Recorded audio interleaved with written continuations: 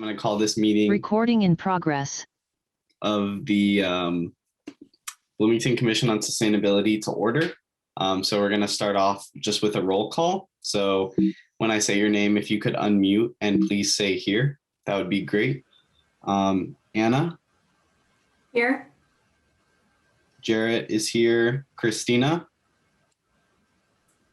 Here. All righty. Teresa? No Teresa. Matt?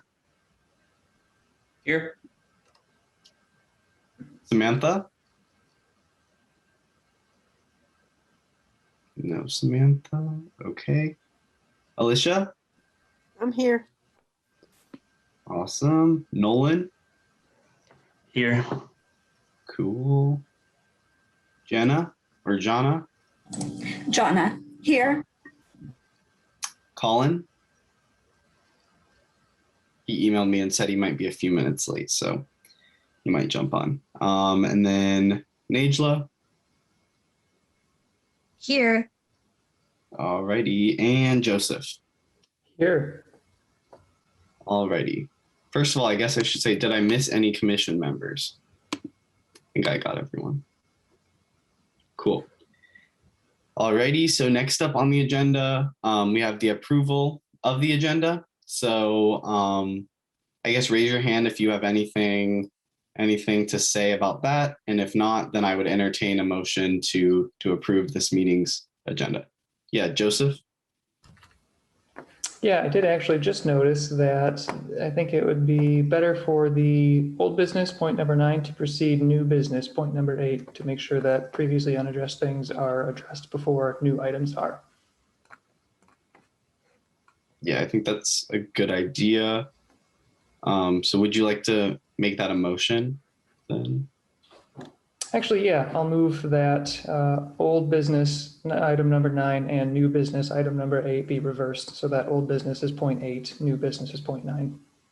Alrighty, and do I hear a second? Second. Awesome. And are there any objections? Okay, and hearing none, that is adopted unanimously. Does anybody else have any points about the agenda?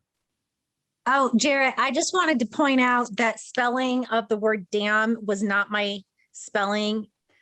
But I think it's a spelling error. Oh yeah. Yeah. that may have I been mean, I can't say I necessarily disagree, but I would point that out that that's a misspelling. Yeah, thank you for that. That might have been autocorrect on my part, and I apologize for that. So yeah. Yeah, Najla is not to blame for that. That one's on me. So alrighty, so then I would entertain a motion, I guess, to approve the agenda.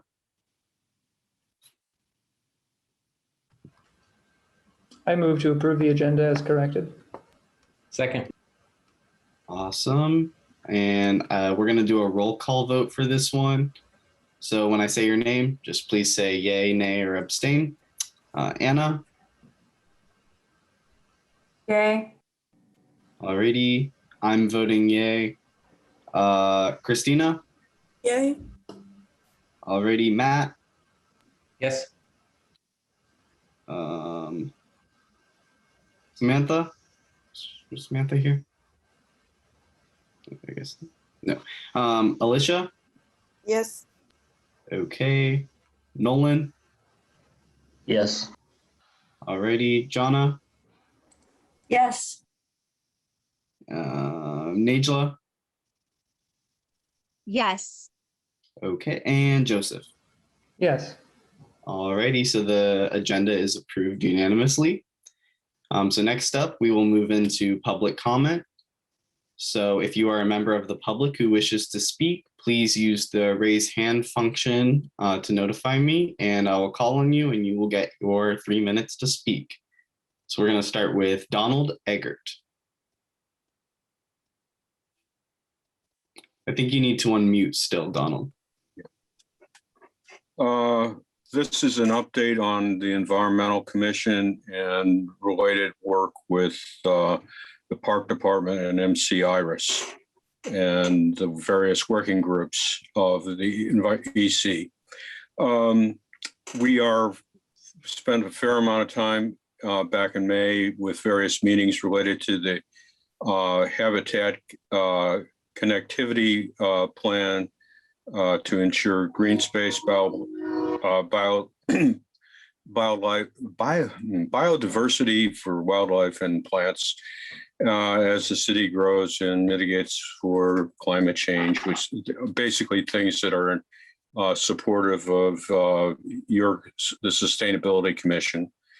So we've had multiple meetings on this and on how to recruit, to conduct outreach for it, as well as recruiting volunteer homeowner participation in the plan so that they can mitigate their properties to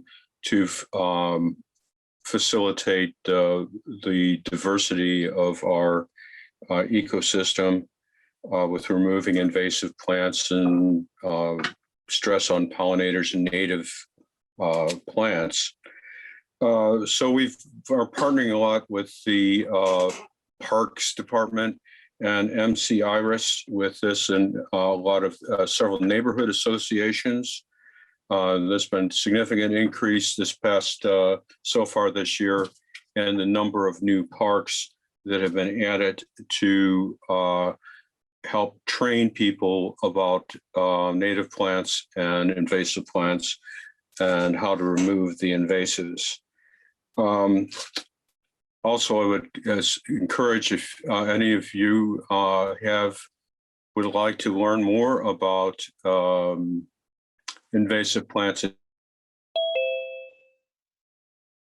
The number of weed wrangles have increased in number of parks, and with the decline in COVID, the size of the number of people who can participate in these events will be increasing. The last thing that I want to bring up is that we are in the process also of trying to revise the 2001 environmental quality of life Bloomington and subsequent reports. And there has been less activity on that. And the very last item is that we're again working on our outreach for the Eco Heroes and the 50th year of the Environmental Commission. So that's all I have for the group. And again, hope to be able to partner more with you. Thank you. Awesome. Thank you so much for that comment, and we look forward to working with you as well. Are there any other members of the public who wish to speak? Seeing none, we will move to the next agenda item, which is the report from Chair. I don't really have anything to go over today. I think the stuff that I was going to talk about is already on the agenda for later in the meeting. I would just like to, I guess, welcome Alex Crowley to our meeting. I believe it's his first BCOS meeting, at least in a while. So welcome, Alex. And with that, I'm going to pass it over to you representing the ESD today. Thanks, Jarrett. Yeah, it's been a while since I've been at BCOS, but it's good to be back. So I'll give a quick report from ESD and happy to answer any questions. The first and foremost, I wanted to let everybody know that Lauren was married as planned, is on her honeymoon, and we got to see some pictures. It looked absolutely glorious. So congratulations to Lauren. And while we missed her in the office, we're happy she's able to go have a honeymoon. Just a couple of things. I don't know to what extent she's updated everybody on the what's called the SEAL program, the Solar Energy and Efficiency Loan Program. There are several components of it. Is this something that she's brought you up to speed on? I can give you some updates, Jared, if you'd like. Yeah, that would be great. So it has right now two primary components. One is working with nonprofits to allow them to do energy audits and then qualify potentially for some grant support for implementation of efficiency measures, and that includes solar and other lighting and that sort of thing. So that's going pretty well. There are, I think, upwards of about 10 nonprofits that are now engaged in some form through the program. They are also expanding that program. We're all expanding it into a residential play. So that's being worked on right now. And there are some final work to be done on that. And we'll probably make a more formal announcement about that sometime in July. So that's the evolution of that program, both of which are pretty exciting. I'll talk a little bit about ARPA, which is the American Rescue Plan Act, and the monies, as all of you may know, the city was allocated slightly more than $22 million, and the county was allocated about $29 million. That has to be worked through council, and that's ahead of us. But we're starting to really focus in on how that monies that we've received, how those monies could potentially be used to really make significant improvements in Bloomington. The mayor has asked us all to be looking at it through the prism of sustainability, equity, and those are some filters that are being applied to everything, every decision that's being considered right now. So those funds will be probably 24 to 30 months of funding. So we have to plan what might be done in 2021 first, and then through the budgeting process for 2022. And then if there's a tail to that, that would be the third tranche, which would hit for 2023. So again, what I think the process will look like there is that we'll be collecting ideas. We have been collecting ideas. Those will be presented to council, and then council would be working through the process of appropriating those monies as appropriate.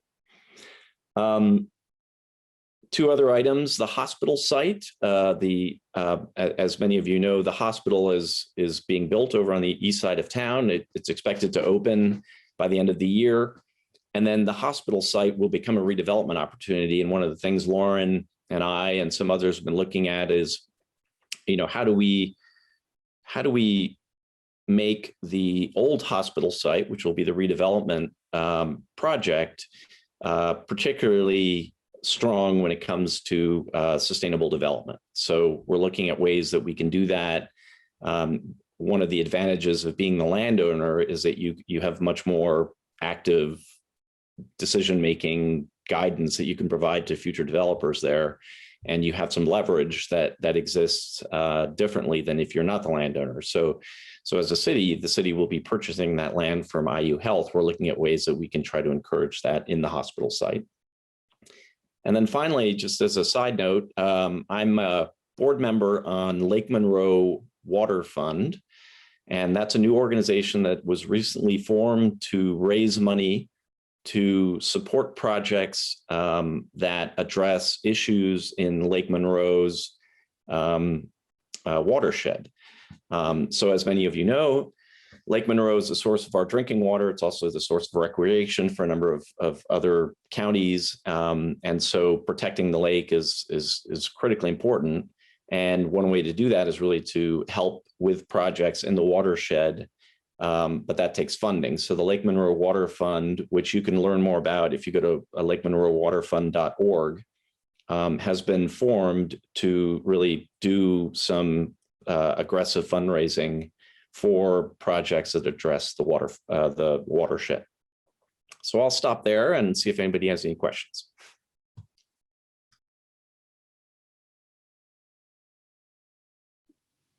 Alrighty, Joseph. Yeah, I would just like to ask, with respect to the Lake Monroe Water Fund, if there are any example projects of what those funds would be applied to, or if there are any existing ones that you could just mention. Well, it's very early, so the future projects, I think, are as yet to be defined. There's a committee of the Lake Monroe Water Fund board that is trying to figure that out, to figure out what are the projects.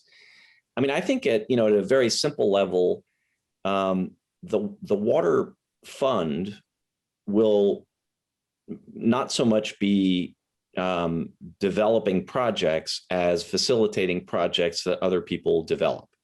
So if, for example, the Friends of Lake Monroe, which is another organization that's doing a lot of work, great work there, have a project that needs funding, the idea behind the water fund is really to try to consolidate the fundraising efforts so that every organization that's out there doing something doesn't have to do their own fundraising. That's confusing to the marketplace, and it's also not terribly efficient. So the idea, I think, primarily is to be a kind of bank, if you will, for other projects that would come up, and those projects would then be grant funded out of the water fund.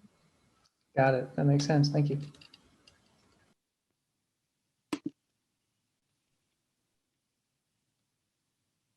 Alrighty, does anyone else have any questions for Alex? Alrighty, and that was the end of your report, Alex. Yes, and we're going to get into this electronic attendance, I think, later in the agenda. Yep.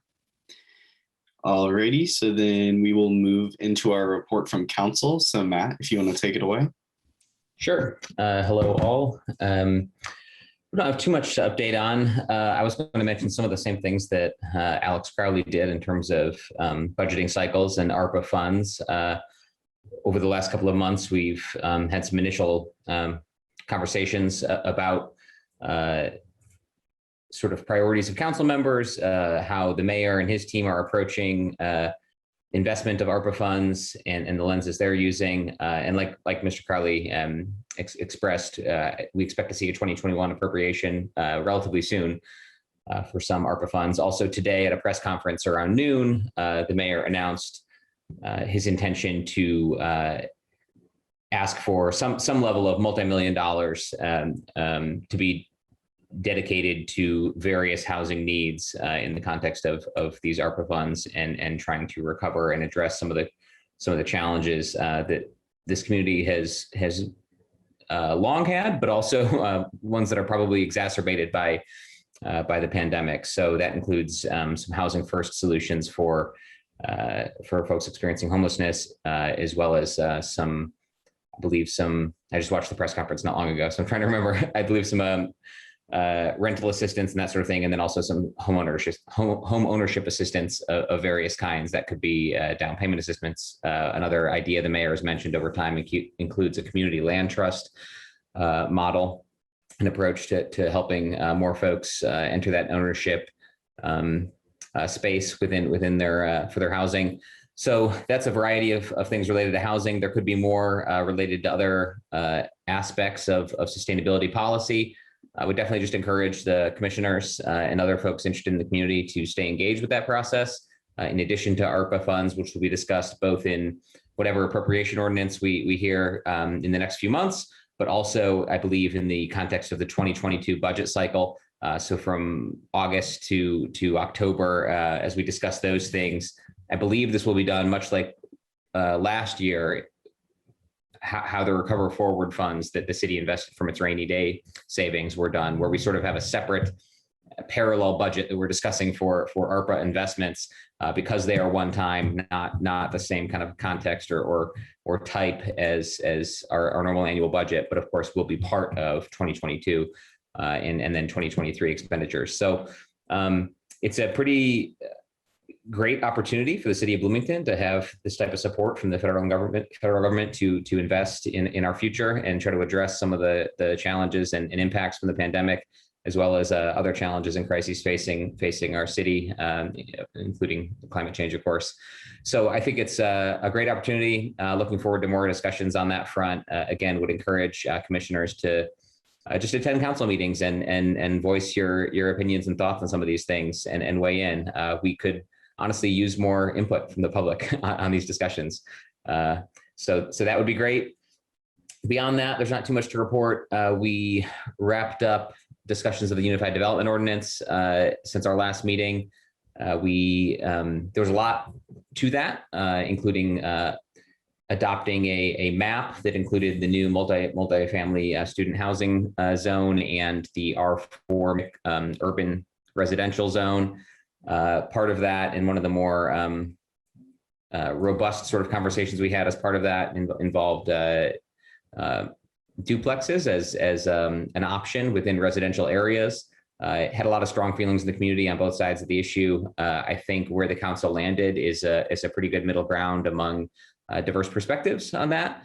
I know a lot of members of this commission, including folks on both sides of the issue on this commission, have strong feelings as well. So just wanted to report that the kind of final outcome there was a very incremental step forward on allowing some of these small scale attached housing forms that, if done right, can provide some more affordable options for folks and more sustainable options too, with smaller footprints, shared walls, reducing energy consumption, et cetera.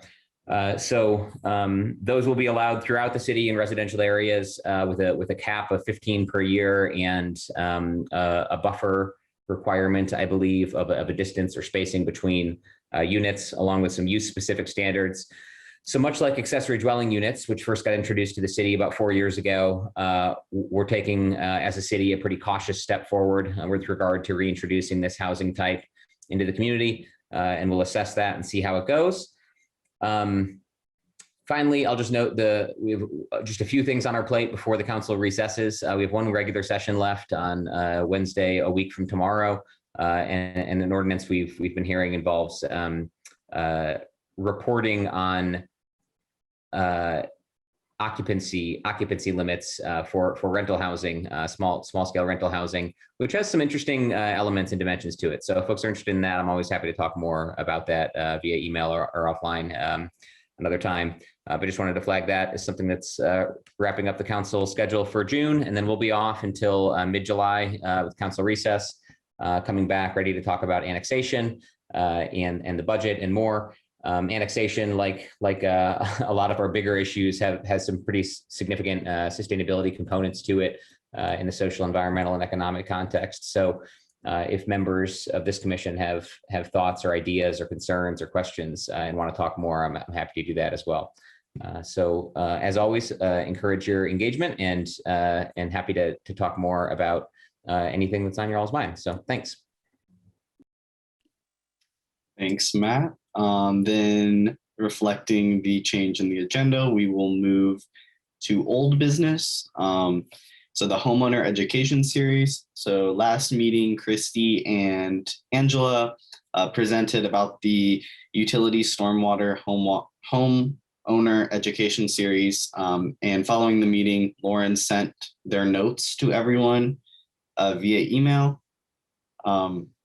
So I don't have anything else to say about that. I don't know if Lauren received any questions or further information from them. So if anyone has anything to talk about on that point, please use the raise hand feature. And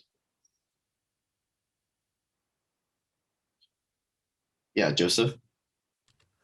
Actually, rather than making a point on that particular subject, I just wanted to ask if it would be possible to conclude the screen share so we can return to the gallery view, at least for the discussion portion of the meeting. I think that would be helpful for seeing raised hands and commissioners' video if possible. Yeah, absolutely. I'm okay with that. There we are. Thank you. Yeah. Alrighty, so seeing no hands about the homeowner education series, we'll move on to point B of old business, which is electronic attendance at public meetings, which Joseph, you were the one who wanted to put it on the schedule, so I'll give the floor to you first. And then Mr. Crowley had some things to add as well, including a document that I emailed to everyone along with the agenda yesterday. So Joseph, if you want to start, that would be great. Yeah, essentially, it was prior to the reception of that policy document that Director Crowley sent out, that I was just interested in making sure that this body followed up with that, knowing that as soon as the governor's emergency order concludes, then without an adoption of this policy, then we'll all have to meet by the, I guess, previous state rules of all being in person only without electronic participation. So now that we actually have a document, I will let Director Crowley discuss its nature and intent. Thanks. Yeah, so this is a little fast moving, so we're all playing a little catch up on it. But I think there are a couple of important points to note. First of all, there is a document and this commission needs to adopt it in order to be able to facilitate hybrid meetings moving forward in starting in July. So it was actually pretty critical that this got on the agenda for this meeting. And the document that's been circulated is that adoption document, if you will. So let me toggle. I'm going to go back to some notes that I have on a different screen, but I'll give you some highlights. I think my broad understanding of it, and I'll give you some specifics. Basically, when we go to hybrid, the commission needs to have at least a quorum in person. So that's the first thing. So there's going to have to be a sort of minimum threshold of people attending a meeting in person. Others can join remotely, but that's kind of a new requirement that'll emerge out of this pandemic. The second thing that has to happen is, as individual commissioners, you're going to have to start paying attention to, and certainly the staff member can help you with that, but you have to start paying attention to the number of meetings that you are attending in person versus electronically. And there is a rule, for example, that you can only be electronic or attending electronically for 2 meetings consecutively before you have to show up in person again. So, that kind of rule then means that there's a little bit of you just have to remember what you've done recently, or ask the staff member of the commission so that you're staying current with the obligations as a commissioner. And then the other obligation is that you have to attend in person at least half the time during the year. So those are the broad parameters. Let me see if I'm missing anything. So I think I mentioned at least 50% of the board and commission members must be physically present. So if there's a board of 5, only 2 may participate electronically. Each member, I think I mentioned, must be physically present at least 50% of the year. Not more than 2 consecutive meetings. There are exceptions to the rule of both the 50% of the meetings and the 2 consecutive meetings. And those exceptions are, number 1, military services. Number 2, illness or a medical condition. Number 3, the death of a relative. Or 4, an emergency that may pose a threat to the person or property. In other words, if there are threats on City Hall, for example, then the requirement would be lifted. So we certainly as staff can help everybody navigate this. One of the things I've been talking to the staff in ESD about is, can we perhaps centralize and standardize the way that we track attendance per meeting of who's in person and who's electronic and who's absent, so that we can have, just probably a spreadsheet or some way to track that on behalf of the commissioners, so you don't have to do it yourself. And maybe there's a way for us to keep that current and keep that as a presentation element in the packet, so everybody knows where they stand. And that'll manage both the 2 consecutive meeting question and also the 50% question. So we're looking at ways to simplify that on behalf of the commissions that we're staffing, and we will try to come up with a way to do that, so you don't have to worry about it. So anyway, all of this is, the premise of why we're talking about it today is that the governor's emergency order is expected to expire at the end of the month. If that doesn't expire for whatever reason, obviously, then things don't have to pivot to the post emergency order standard, which is what we're setting up for here. But there's a pretty high expectation that will expire. And so these rules and the adoption of this document today, but the rules will apply starting in July and moving forward. So it's, again, pretty fast moving. I threw a lot at you. Are there any questions that anybody has about this that I can try to answer or take away and perhaps answer separately?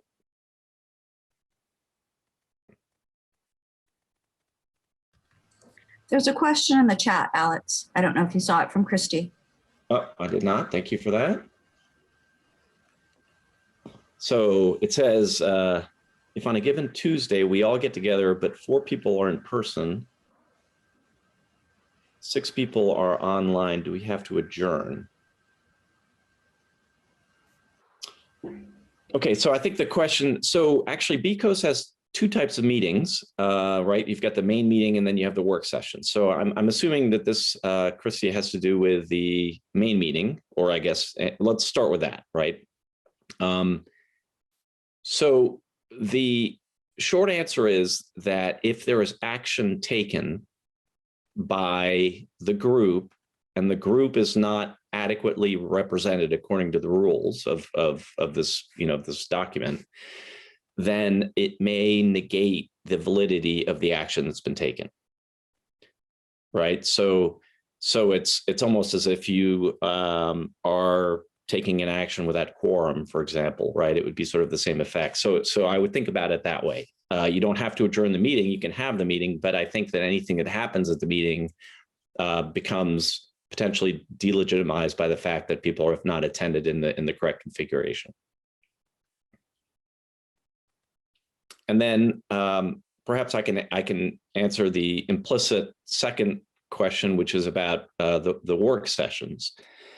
So the first reading that we've gotten on that judgment, because BCOS's work sessions are somewhat unique relative to some of the other commissions that at least our department staffs. And we're trying to get some clarification about how this applies to work sessions. The first reading of that by legal was that a work session is a subset of this group. And so the work session has to have a majority of the subset present physically, right? So if you have a group that is 5 in a work session, 3 of those people would have to be there physically. And the reason for that is, even though you're not taking votes like you're taking in the main BCOS session, you're still receiving information. And that's why, for example, work sessions need to be posted, because it is, a public meeting in that regard. So they're going to dig into that a little bit more, but I think the short answer is that you have to think of the work session group, the committee, if you will, that's meeting in a work session, as being a quantifiable committee, and the majority of that group has to show up in person. And then the posting, of course, would have to continue. Then the real curveball is that now these work sessions need to have a hybrid element to them. And we have been setting up the city Zoom as the access point for this main meeting. It does not have to be Zoom. It does not have to be city Zoom. So there is no requirement that staff would have to be there, for example. But if you are when you are having a work session, you need to provide an electronic means of attendance for that work session. And then that electronic means of attendance, whether it's Zoom or some other platform, whoever's running the meeting wants to use, that would need to be part of the posting so that the public can attend that. Does that make sense? Thoroughly confused? So I think we're going to get a little bit more information on the work session. I know there's one scheduled for the 22nd of June, if I'm not mistaken. And we will be standing up the city Zoom account, and staff will at least join the beginning of that just to facilitate that, because that's before the end of the month, and it will buy us a little time. But we want to take a little harder look at the work session process also. All right, Joseph, I saw you raise your hand earlier. Do you still have a question? I did, yeah. There was one element that wasn't discussed, and that was, I guess, planning for electronic attendance. So this is something that came up with the Citizens Advisory Committee for the Monroe County's Waste Management District, that if we were to spontaneously attend electronically, we won't be able to know if we actually have a physical attendance quorum of 50% being met. So some sort of planning guide would be, I think, helpful as well. If there's anyone who, let's say, preferentially wants to attend electronically, but would or wouldn't be able to, depending on how many people choose to preferentially attend electronically at one session. So we'd have to at least have some sort of way to plan on the minimum number of in-person attendees for any given meeting, so we don't end up in a situation where we're hung from a quorum point of view just because of inadequate planning. And I don't think that necessarily needs to be included in this adoption, but something to, I think about going forward as well. Well, that's a really good point. And perhaps you make a suggestion that the agendas for future meetings, which I don't know if this one does, has, maybe announces the following month's meeting date, could perhaps trigger a roundtable of question of who might attend in person versus who's planning to attend electronically.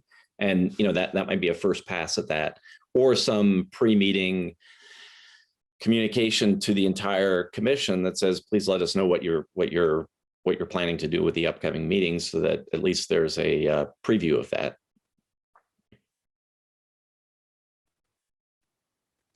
Alrighty, and then Colin had a question. Thanks, Director Crowley, for clarifying all this with us. I wanted to just play back one part of your instruction just to make sure that I understood it.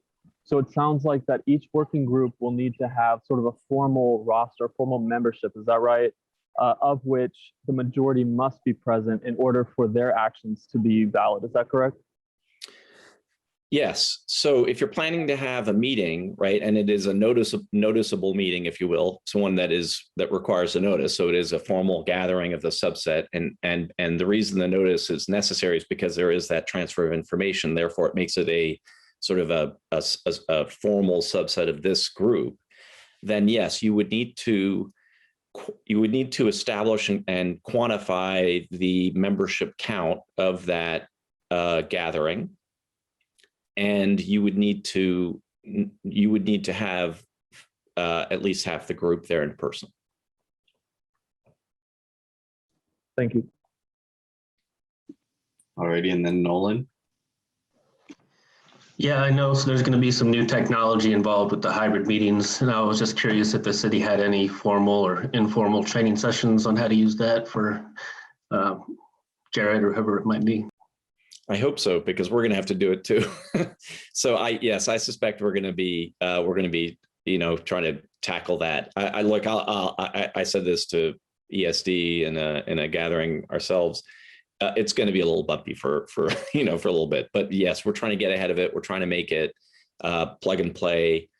There's going to be some questions that, like, availability of rooms and what rooms are going to be wired for it, and what's going to be the right technology platform for doing all of this, and contention for those rooms, et cetera. So we have to iron out some of those details, and we will try to do that as quickly as possible and communicate with the commission.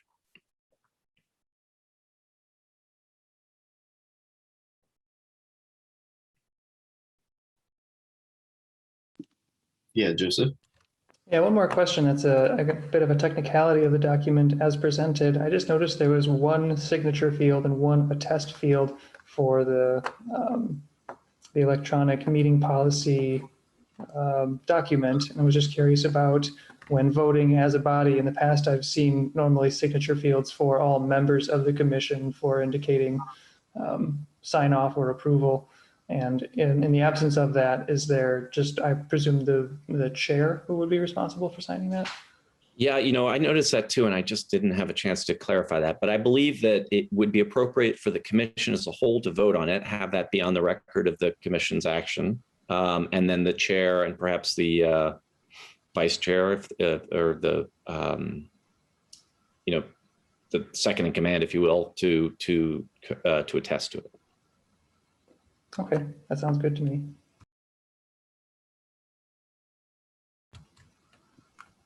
So I guess my question would be, since the document hasn't been formally introduced, does anyone know the process of us voting on it then tonight? Is there any sort of special process, or can it just be the motion made to vote on it? So I'm going to ask, I can put Council Member Flaherty on the spot, who's probably done more parliamentarian stuff than I have in my life. But do you happen to know, would it be in your experience, but a formal reading in, a vote to read it in, a vote, and then the vote to follow up as approval?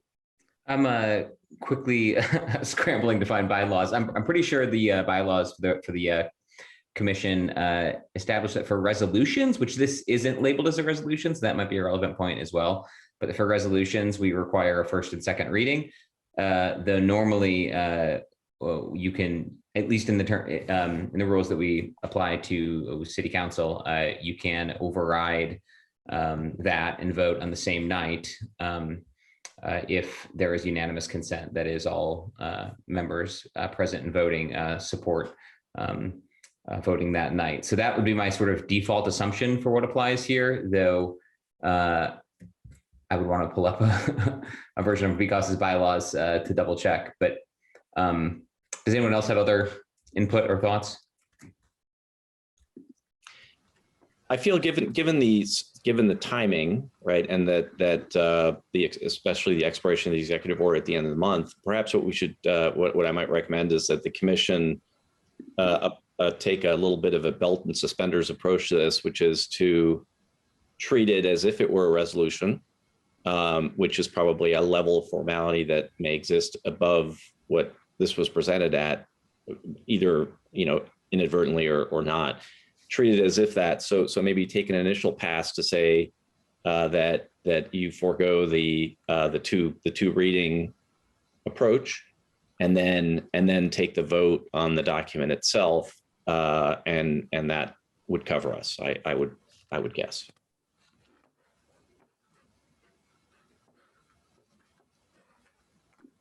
Thanks, Joseph. And it may be that that's even overkill, in that if this is not a resolution and it's not presented as such, we could, I would imagine, adopt internal policies, perhaps even not following that procedure. But I think, yeah, to be safe, it's a good idea to see if we have unanimous consent to both introduce and consider adoption of this policy in the same meeting. So I'd be happy to make that motion if it pleases the chair. Yeah, go ahead. Sure. I move that we consider both introduction and adoption of the electronic meetings policy at tonight's meeting of the Commission on Sustainability. Second. Alrighty, any objections? Alrighty, hearing none, that is unanimously adopted. So then we need another motion to enter voting on the resolution. One more question, actually. And I see Joseph has one as well. Was this, I know this went out as an addendum of sorts, or a follow-up email to commissioners, but did it go out as a packet addendum? And if not, as a technical matter, I think we'll probably want to display it on screen prior to voting, so that it's part of the record as well. Yeah, I don't believe it went out in the packet, so I can share my screen. I think that would be helpful. And maybe just, I know this is being recorded and streamed live, maybe a sort of slow scroll through the document. I know that when we commit, when things have not been released in a packet ahead of time, again on council, we need to present them in writing prior to adoption. Alrighty. While I do that, Joseph, if you want to ask your question. Yeah, I was actually going to propose that we do a roll call vote for the previous motion, just to ensure that we have unanimous consent and that there weren't any perhaps technical difficulties or anyone's opportunity missed for objecting to passing or taking the vote on this document at this meeting. Yeah, absolutely. We can do that. So I'll read through the names, like always. When I say your name, please say your vote, and make sure to unmute. So Anna. Yes. Alrighty, I vote yes. Christina. Yes. Matt. Yes. Alicia.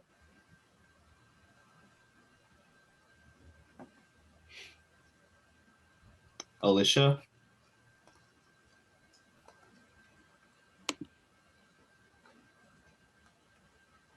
Alrighty, we'll come back to her.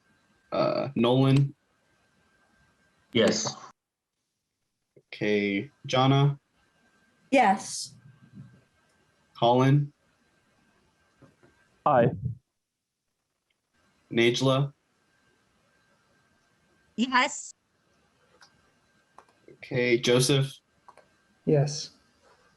Alrighty, and then going back to Alicia. Sorry, I had a phone call. Yes. Okay, awesome. So then it is indeed unanimous. I'd like to move that we adopt the electronic meetings policy for the Bloomington Commission on Sustainability as displayed just now on the chair's screen. Second. Alrighty. So we'll go through a roll call vote on this as well. So again, just make sure you're unmuted. Anna. Yes. Alrighty, I vote yes as well. Christina. Yes. Matt. Yes. Alicia. Yes. Nolan. Yes. Jonna. Yes. Colin. Yes. Najla. Yes. And Joseph. Yes. Alrighty, so this policy is unanimously adopted by the Commission on Sustainability.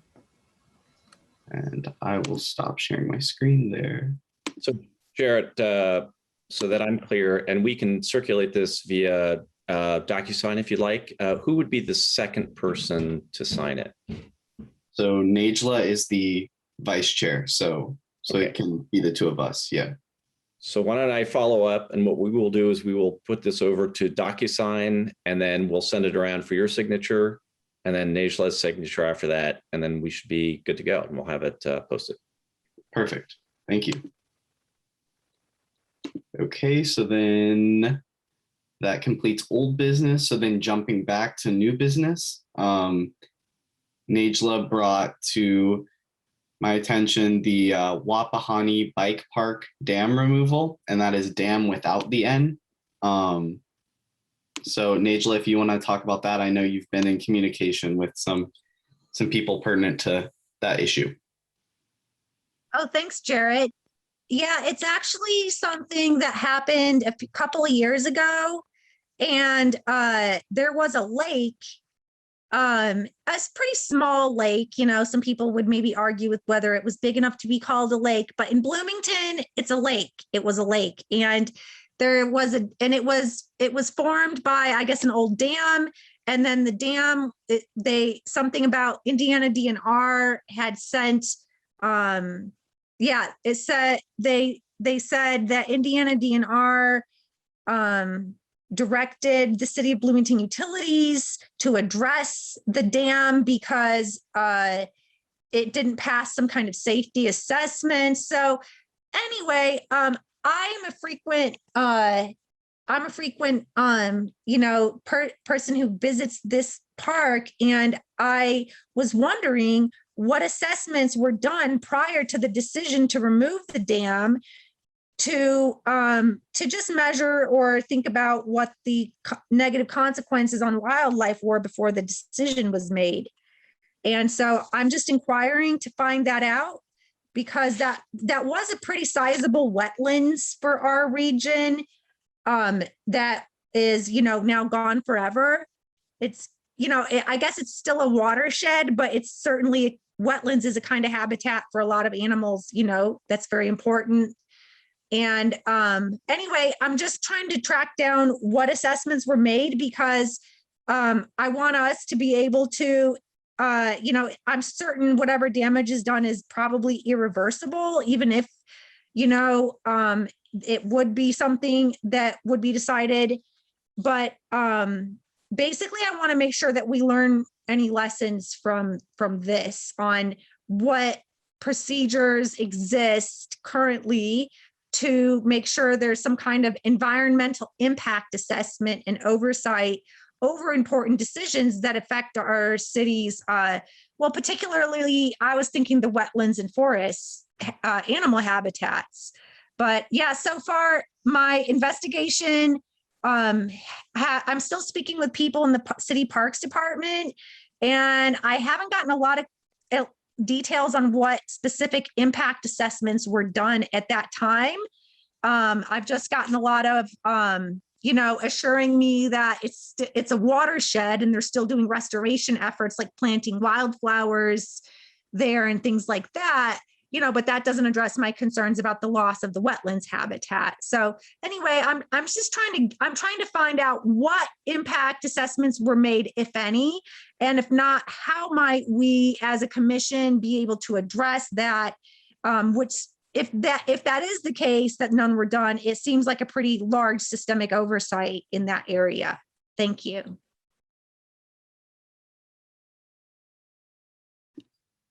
Jonna?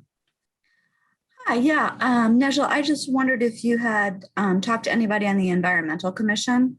They would probably know if an assessment had been done, or they'd be able to point you towards the resource. Thanks. Oh, yeah, thanks. I actually haven't talked to anyone on that commission, but the guy at the Parks Department said it was discussed at several commissions. So that seems like a good next step. It would be to follow up. I think, is he still here? Oh, I was going to say Donald is right here with us. Donald, is this something you remember from you're on the Environmental Commission? Can you speak to this at all? Or Alex Crowley? Do you remember this decision making? Hands up. I've been only on the commission for 2 years. A little over 2 years. To my knowledge, it did not come up before the EC during the times that I was on the EC. I will ask Linda, probably going to be talking to Linda tomorrow, and I could get back to one of you or send an email to Lauren. I realize she's on her honeymoon, but I'll try to get back to you on that. And if you want to send it to me as well, I'm happy to circulate it in her absence. I do not, unfortunately, know the details of this, Nejla, so I can't be very helpful, but I'm also happy to chase stuff down if we come up empty in the first pass here. I'll do that. Yeah, Nejla, thank you so much, Donald. the removal of the dam, I think you mentioned at the top, was the project of the utilities department. I imagine the Parks Department is now taking care of it, but you would have to reach out to the utilities department. And I can point you in the direction of the project manager for that project.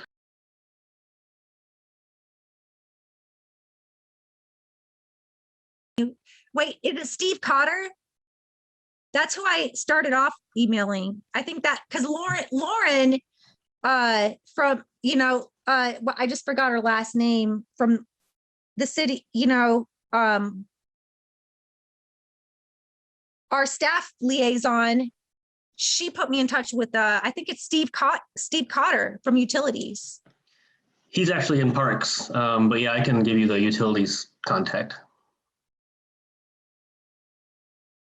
Maybe he's okay. Yeah, okay.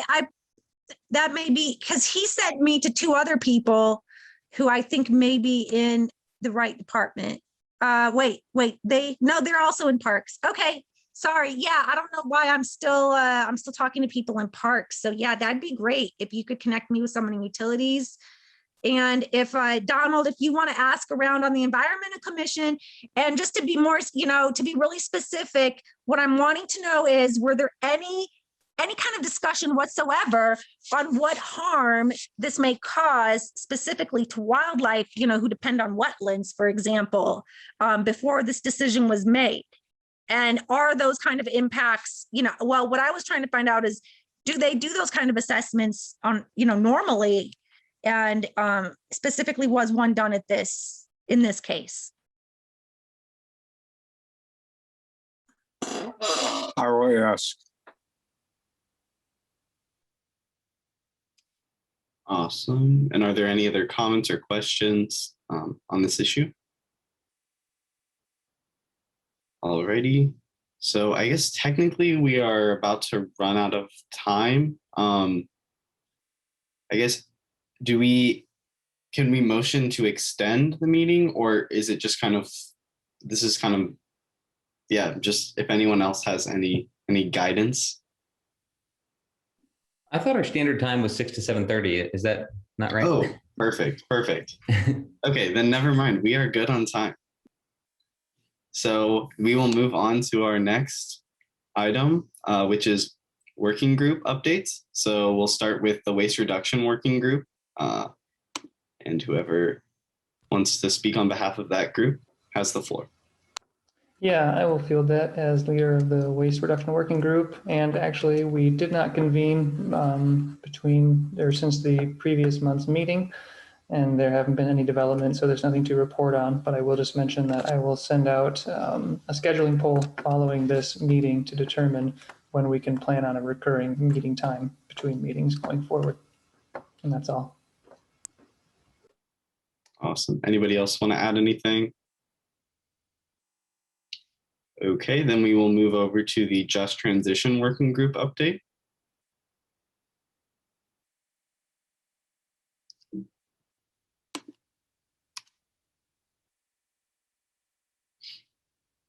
Does anybody want to speak about that meeting? Yes. Oh, there he is. I was gonna say, I was just gonna give a recap. I mean, so it was Colin, Jarrett, and I met. Was there somebody else? I can't remember now. Yeah, we just met maybe a week or two ago, and I think we have some good next steps. We're gonna do research on the Cleveland model and start working towards the report. That's basically where we are. We're at the very beginning, and we have next steps. We're going to meet in another week or two. Yeah, just building on that, I wanted to add that, our intention for the meeting was to set up the working group sort of administratively, which we did. We decided not to have a sort of formal coordinator. We're just going to kind of ad hoc manage the group all together, including rotating facilitation of meetings as desired. And then, so we kind of had a provisional discussion about the working group's purpose and scope. So correct me if I'm wrong, fellow working group members, but it sounds like we wanted to really kind of hone in on the pursuit of a pilot study for a Bloomington model, which would be a Bloomington version of the Cleveland model that I presented on last month. And so we had sort of a formal vote on that. It was unanimous. So there's a lot of interest in sort of exploring what that might look like. And so we're in the process of, between now and our June 22nd meeting, sort of laying some of the groundwork, reaching out to the folks in Cleveland to kind of meet with them, hopefully, and learn about best practices and how they pulled it off, essentially. And we're just sort of sending out feelers and laying the groundwork for what we hope is this pilot study. And then the eventual deliverable, the goal with that is going to be to present a report with policy recommendations to City Council on a potential Bloomington model. So happy to field or to answer any questions about that. Thanks. Does anyone have any questions or further comments? Alrighty, seeing none, we will then move into, I guess, a second new business. So if any member has something they would like to bring up, please raise your hand and you'll be recognized. So we've got some more time before the meeting adjourns. So Joseph. Thank you, Jarrett. I did just want to bring to the commission's attention an initiative that's being undertaken right now by the city's innovation department in conjunction with the public works department called the 1,000 Households Who Mulch. And the objective, if you're not familiar with it yet, and actually I will put the link to the content in the chat right now so you can review it. But the intent of this initiative is to try to reduce and ultimately do away with, I think, ideally, the city leaf vacuum system service that's been in use in the city. and replace it with resident managed on-site mulching and composting. And I think that is a terrific initiative and really well aligned with the city's general sustainability goals, in that it's a really natural systems approach to dealing with the nature that we live in. And I'm really excited to see it being undertaken. And I know there are a lot of hurdles because the city, and I guess culture in general, is accustomed to having the service provided, and it's being shifted from a city provided service to a resident managed service. And there are different ways in which I think that members of this commission could get engaged. The two forms that I can think of is, first, that there are committees around this this ramp up process, essentially this second phase of trial. So last year there was 24 household participation, and this is the next stage of pilot, which is 1,000 of the total 15,000 Bloomington households. And there are committees in place around managing the execution of this second pilot phase. So among that includes, off the top of my head, I think education, there's a steering committee, there is raking support, and then materials, and then I think one other. And then in addition to that, there are roles called yard leaders, where any citizen can sign up on a voluntary role to be an on-site person for helping to implement this process for those who decide to participate, residents who decide to participate. So there will be an opportunity there. If you don't want to serve on one of the guidance type committees, you could actually serve as somebody who helps provide the educational assistance to participating residents. So I wanted to make everyone aware that that exists and see if there's any interest in potentially participating as a commission, and if not, just to give everyone the individual opportunity to participate. Thank you. I can chime in on that. Thanks for raising that, Joseph.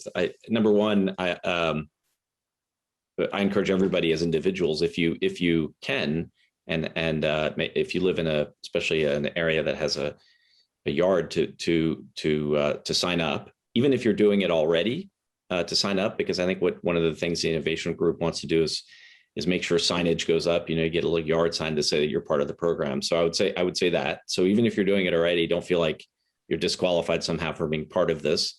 There's a fun little thing where when you sign up, you can stick it to another neighborhood, right? So you can compete with another neighborhood, which is kind of a fun way to do it. So I picked a neighboring neighborhood, and they don't know it yet, but we're competing against them. And then the last thing I would say is, this is probably more to the listening public, is I am not terribly handy necessarily. I mean, I can get some stuff done. I was shadowing last year's cohort. That's the advantage of being in the same department as Lauren. I knew what was going on, and I was basically in the wrong neighborhood because they didn't pick mine, but I basically just shadowed them and built my own and did it. And honestly, it is really easy. So, hopefully people are not intimidated by doing this. It's pretty straightforward and actually immensely gratifying when you sort of begin to have mulch where you had leaves. So anyway, just wanted to let everybody know that. Awesome. Colin? Thanks, Jared. Hello, everyone again. So last month I brought up an item that we didn't have time to discuss, so I wanted to kind of broach that again. In the city of Oakland, where I hail from, the city adopted, as part of its 2030 Equitable Climate Action Plan, a so-called Racial Equity Impact Assessment and Implementation Guide that I think is really robust. I'm going to drop it right here in the chat for everybody. 1 second.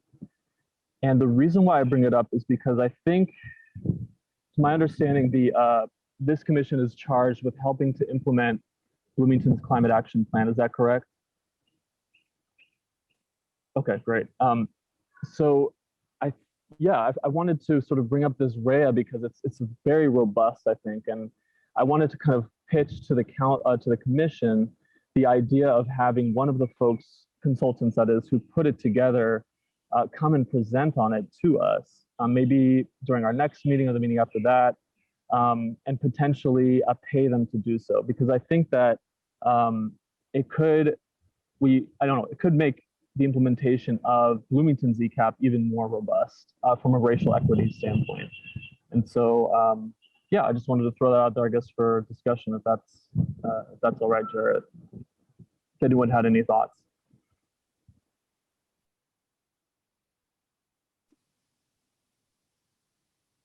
Does anyone have any comments or thoughts or questions?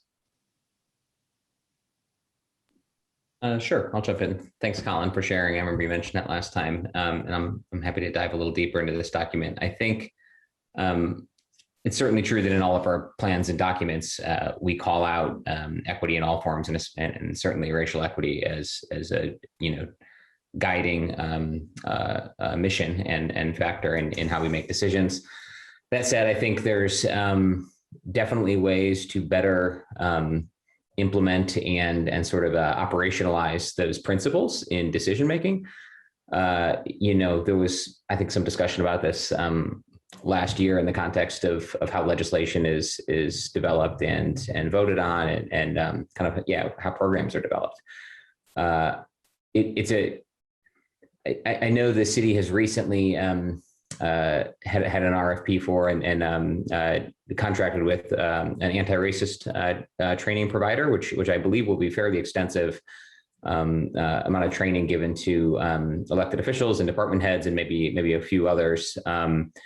I'm not sure exactly where that training will go. I do think, again, it's fairly extensive, and my hope is that as the firm that's developed this has been doing this for years, that it involves, specific to the municipal context, it involves some level of instruction and guidance and perhaps best practices on frameworks for review and implementing our racial equity principles in decision making, in plan implementation. I don't know. That's speculative, because I just know the announcement of the training we're getting, but I think that was something that came up a lot in discussions last year. I know on the council level around racial equity, and in my communications with members in the community about how to review city code and city programs through that lens. So again, I think it's absolutely been a guiding principle in our adopted plans, but there's certainly always more work to do in operationalizing that. I like the idea of, well, like I said, I want to review this in some more detail, but I like the idea of learning from others. Certainly, I'm not sure. I will just say, if we do have someone speak, perhaps doing it to a broader audience than just the commission, or having a special commission meeting of some kind that reaches out to either with other commissions or others in the community to have perhaps a wider impact. For something, I'm not sure about the feasibility of the commission funding or paying for someone, and there may be others who want to get involved with that. I'm not sure if Lauren or Alex Crowley would be able to speak to that, perhaps after further review. But I very much appreciate you bringing this up and sharing the document, and I do think it's something we need to work on as a community, and I think this commission can be part of that. Yeah, there's nothing precludes the ability to, hire someone to come and talk. I do agree with Commissioner / Council Member Flaherty that the value of having someone come in and actually do a live presentation and talk and Q&A might be expanded, and it could be, for example, sponsored by this commission, but to a larger audience, I think would be pretty helpful.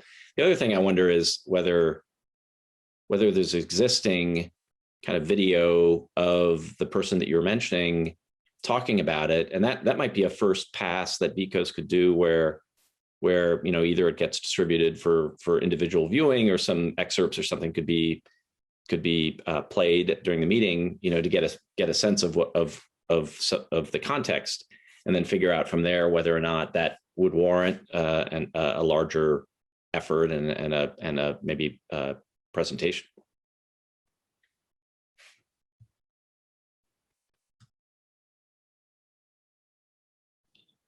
Thank you, Councilmember Flaherty and Director Crowley. I really appreciate your feedback. And I like the idea of taking this to a broader audience for sure. So maybe as a, I don't know, unless anyone had any other comments, I guess I should give a few seconds first.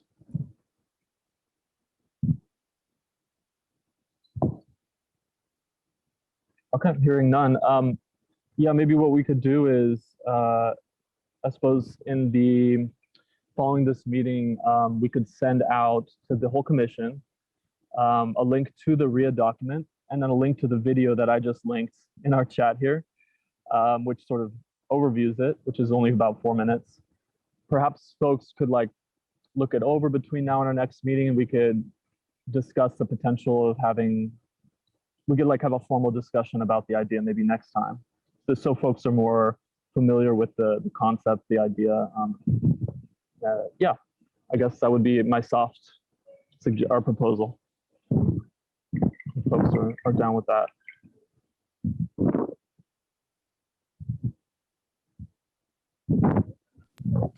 Alrighty.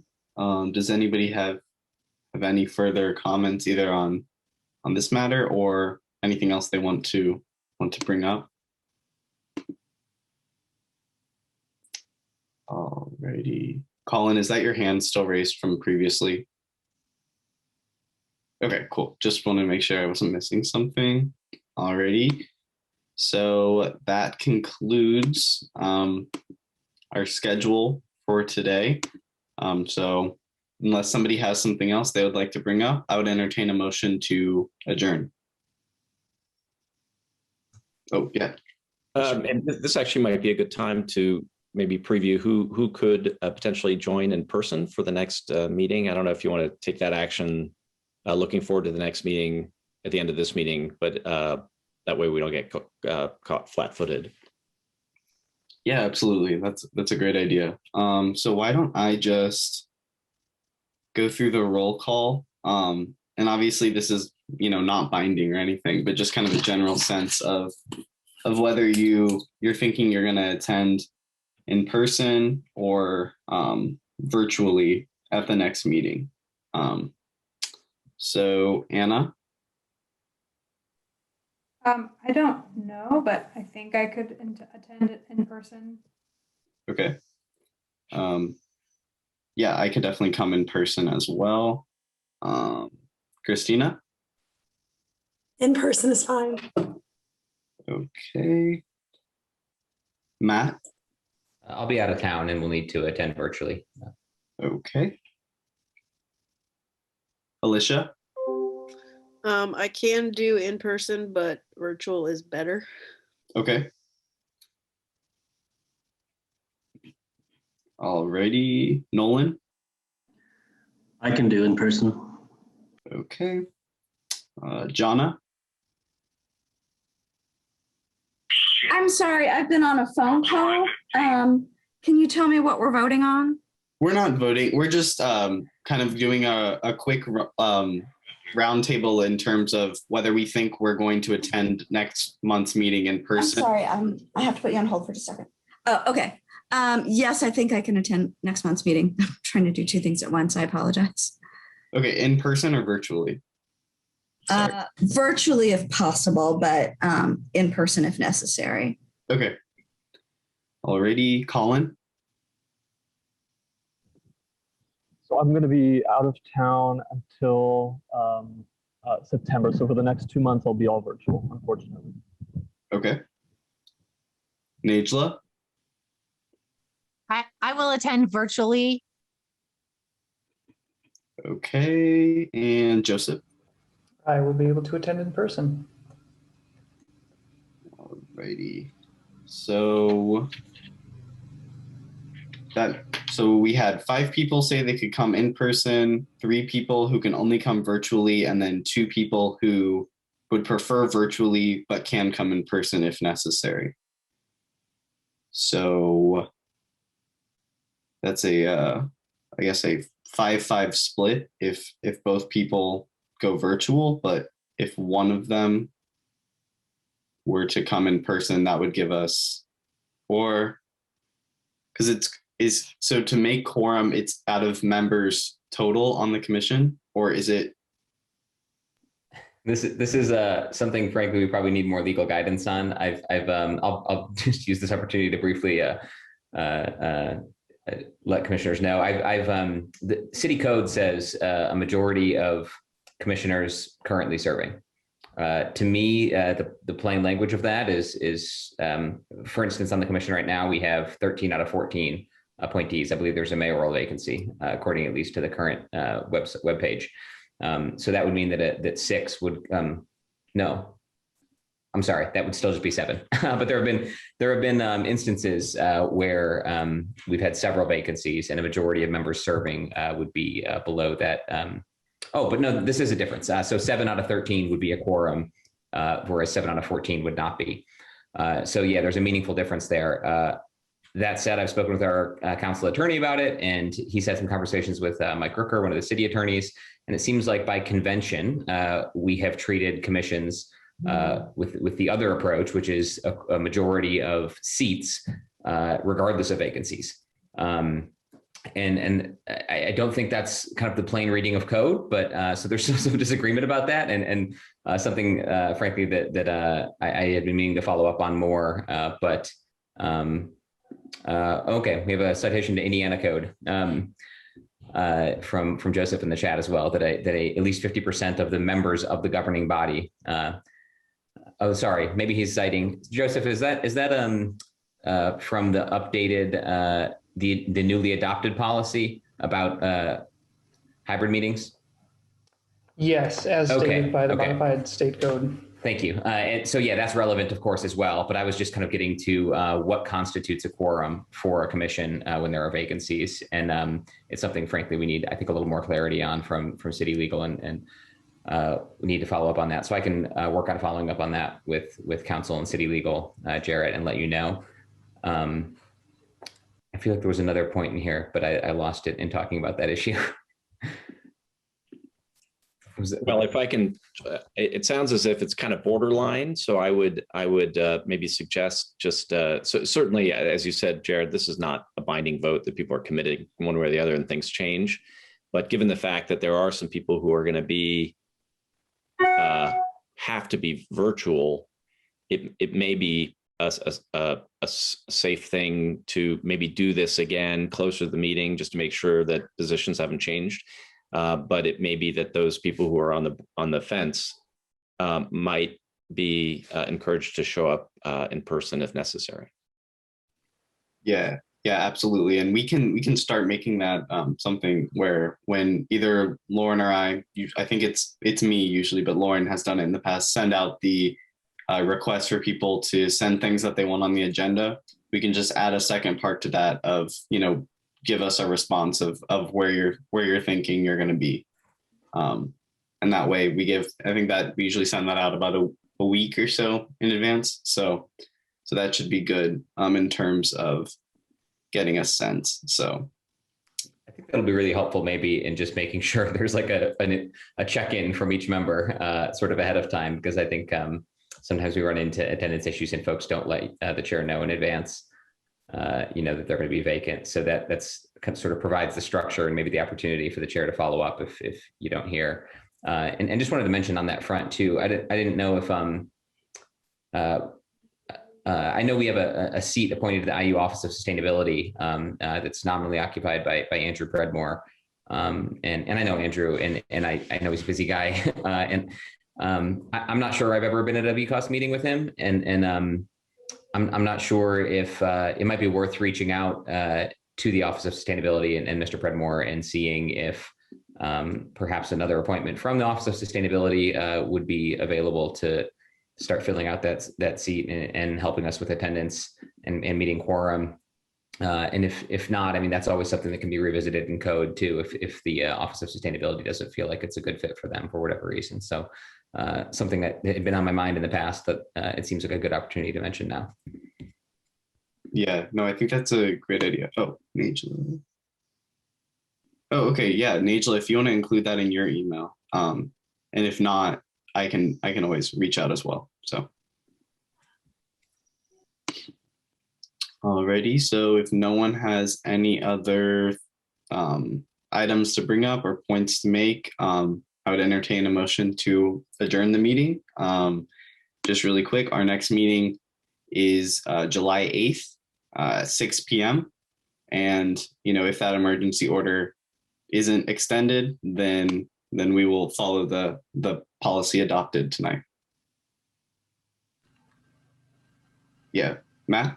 I believe July 8th is a Thursday. Am I mistaken on that? I have July 13th as the second Tuesday. That may be correct. I have no. Today is June 8th. Maybe that's the. Yeah, you are correct. So July 13th. So yeah, the schedule for tonight has the incorrect date for our next meeting. Hopefully that can be changed. So July 13th. Awesome. Thanks, Anna. Alrighty. So then I would entertain a motion to adjourn. I move that we adjourn. Alrighty. Do I hear any objections? Alrighty, hearing none, that's adopted unanimously. Thank you everyone for your time. I look forward to seeing some of you in person, probably some of you virtually next month on July 13th at 6 p.m. Take care, everyone. Thanks all.